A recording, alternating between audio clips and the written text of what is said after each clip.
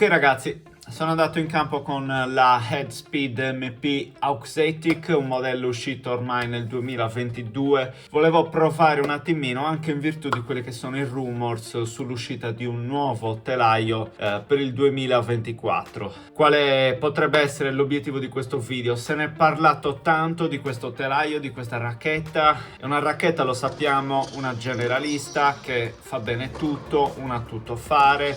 Si muove bene nel campo, diciamo così, attraverso tutti i colpi, quindi dai colpi da fondo, passando per la rete, il servizio, eccetera, eccetera. Questo è il messaggio che passa, ma è realmente così? E poi chiediamoci anche questo. In uscita la prossima nel 2024, supponiamo, ha senso ancora oggi comprare questo telaio?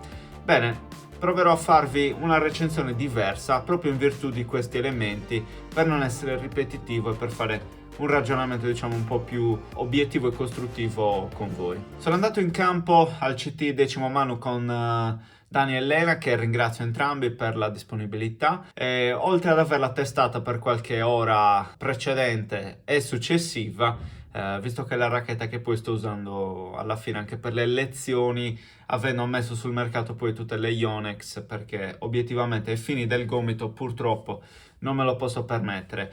Proprio in queste ore sto aspettando di incordare le nuove Blade V7 che ho comprato usate, quindi purtroppo ho fatto uno switch di telaio inaspettato, ma spero di risolvere così la situazione.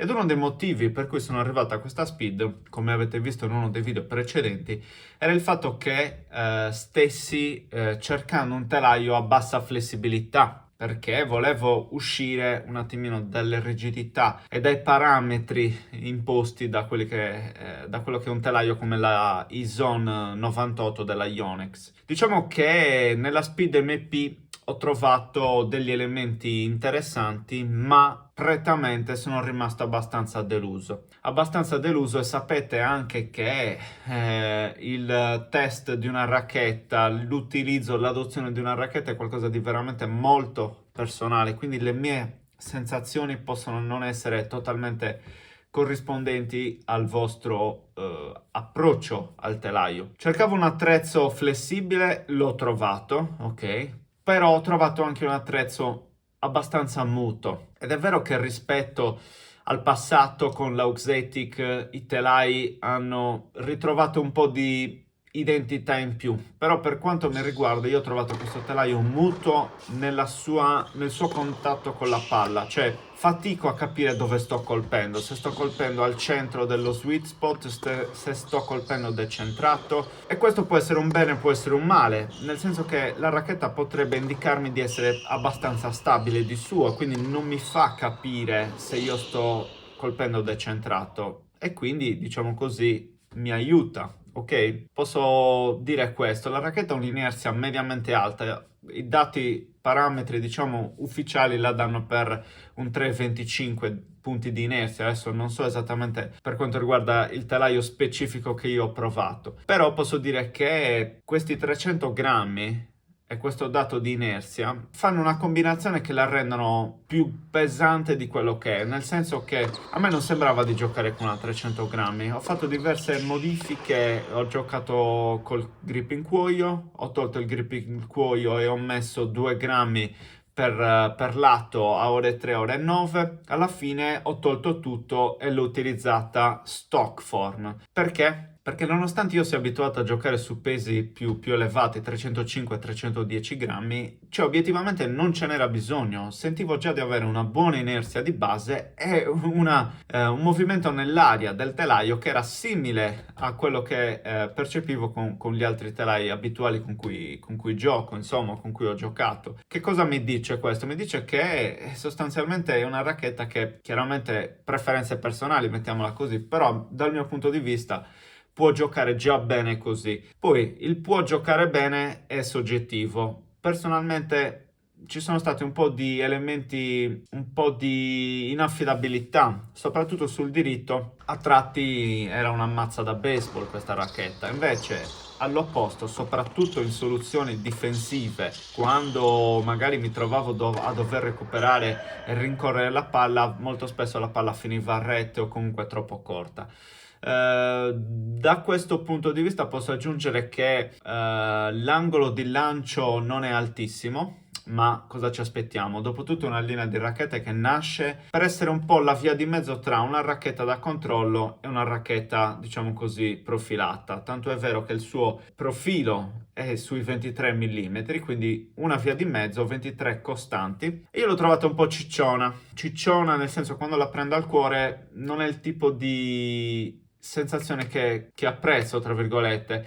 E questo me lo enfatizzava l'idea della difficoltà di muoverla nell'aria, tra virgolette. Per chi non ama le profilate, questo potrebbe essere un problema, tra virgolette. Però il connubio interessante sicuramente di, diciamo così, forma V del cuore, profilo costante per quanto leggermente grossetto, la fanno avvicinare più ad una classica che è una racchetta da spinta. Quindi stiamo nel mezzo, è la perfetta ibrida, così si definisce, no?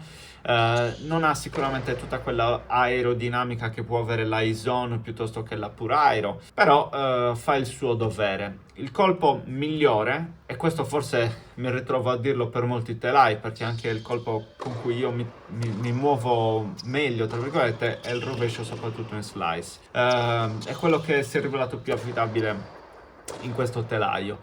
L'avevo paragonata tempo fa sulla recensione della Shift a quel tipo di telaio. Personalmente io penso che la Shift abbia un vantaggio in più ed è un telaio leggermente più rigido in termini orizzontali, ma probabilmente meno rigido in termini verticali, e di questa non abbiamo la misura della sua flessione verticale. Però gestiva molto meglio lo spin ed era molto più maneggevole a parità o quasi di parametri, di condizioni, la Wilson Shift. Perché scegliere la Headspeed MP Auxetic? Secondo me sceglierla perché è un attrezzo comunque tutto sommato facile, maneggevole, che sa fare bene tutto, però teniamo presente che è un po' più difficilotta delle sue precedenti versioni, perché il fatto che sia scesa la rigidità, sia aumentata leggermente l'inerzia, secondo me ha reso questo telaio un po' più complicato da un certo punto di vista, più esigente. Io ho sentito una leggera fatica sulla spalla, onestamente, giocando con questo telaio. E questo è un indicatore, insomma, interessante. Detto questo, vedremo che cosa ci riserverà il futuro, visto che comunque inizio anno nuovo dovrebbe uscire il nuovo telaio che sicuramente avrò modo di provare e di raccontarvi. Quindi Headspeed MP Auxetic, io le darei la sufficienza, però insomma diciamo che non è che mi abbia rapito da questo punto di vista.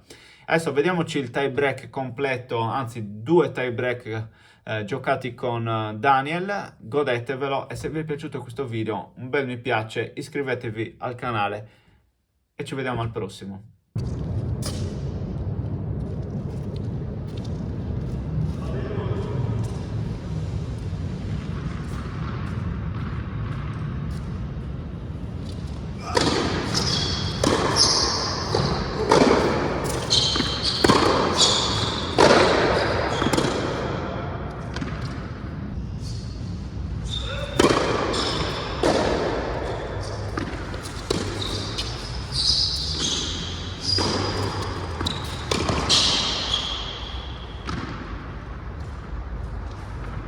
Monello, mi gioca cariconi sul rovescio.